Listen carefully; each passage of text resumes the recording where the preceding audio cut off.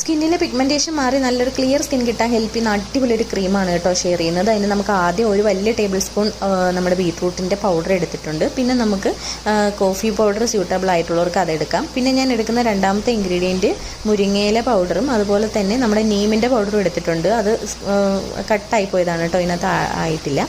അതിനുശേഷം നമ്മൾ rose water ഒഴിച്ച് ഇതൊന്ന് 20 മിനിറ്റ് സോക്ക് ചെയ്യാനായിട്ട് വെക്കണം.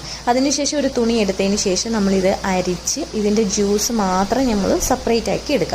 അരിച്ചെടുക്കാൻ നമുക്ക് ഇതിനകത്തൊന്നും തരികളൊന്നും വരാതെ നമ്മുടെ സ്കിന്നിന് ഒട്ടും ഹാഷല്ലാത്ത ഇത് ജ്യൂസ് നമുക്ക് കിട്ടും. അതുകൊണ്ടാണ് നമ്മൾ എപ്പോഴും തുണിയിലരിക്കാൻ പറയുന്നത് കേട്ടോ. അതിനുശേഷം നമ്മൾ ക്രീം തയ്യാറാക്കാനായിട്ട് ഇതിനകത്തേക്ക് അലോവേര ജെല്ല് ആഡ് ചെയ്ത് കൊടുത്തിട്ട് നന്നായിട്ട് മിക്സ് ചെയ്ത് എയർ ടൈറ്റ് ആയിട്ടുള്ള ജലാംശമൊന്നും ഇല്ലാത്തൊരു കണ്ടെയ്നറിൽ ഇതുപോലെ സ്റ്റോർ ചെയ്ത് വയ്ക്കാം. എന്ന് നൈറ്റ് കിടക്കുന്നതിന് മുന്നായിട്ട് കുറച്ച് ക്രീം എടുത്ത് ഫേസിൽ നെക്കിൽ അപ്ലൈ ചെയ്ത് നല്ലപോലെ മസാജ് ചെയ്ത് അങ്ങനെ ലീവ് ചെയ്യാം. മോർണിംഗിൽ ജെൻറ്റിൽ ക്ലെൻസർ യൂസ് ചെയ്ത് വാഷ് ചെയ്യാം. ഒരു ലോങ് ടൈം യൂസ് നമ്മുടെ സ്കിൻ ടോണൊക്കെ ഇമ്പ്രൂവ് ചെയ്ത് സ്കിൻ നല്ല ഹെൽത്തി ആയിട്ടിരിക്കാനൊക്കെ ഒരുപാട് ഹെൽപ്പ്